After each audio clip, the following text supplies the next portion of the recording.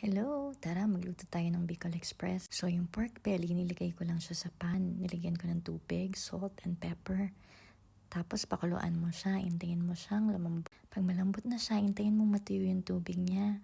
And then, ifa-fry natin siya. Pag nag-brown na siya, lalabas yung mantika niya. Hanguin mo lang siya sa pan. Hayaan mo lang yung mga tutong-tutong sa ilalim. Kuha ka ng ginger. And then, garlic. Tapos, lagay mo yung onion. Tapos nilalagyan ko din siya ng konting tomato. Tapos mix-mix mo lang and then lagyan natin konting tubig para masama din yung tutong sa ilalim. And then alamang.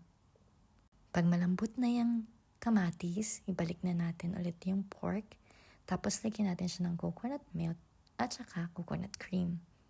Lagi akong may coconut milk at coconut cream. Hintayin mo yan kumulo. Tapos pagka kumukulo na siya, ayan, tingnan mo, lagyan natin ng sili. And then, pakuluin mo pa siya sa mababang apoy. After nyan, ganito na siya. Tingnan mo, humiwala yung mantika. Tapos, ang creamy-creamy niya. Don't worry, wala na din yung sunog niyan sa ilalim. Tara, kain.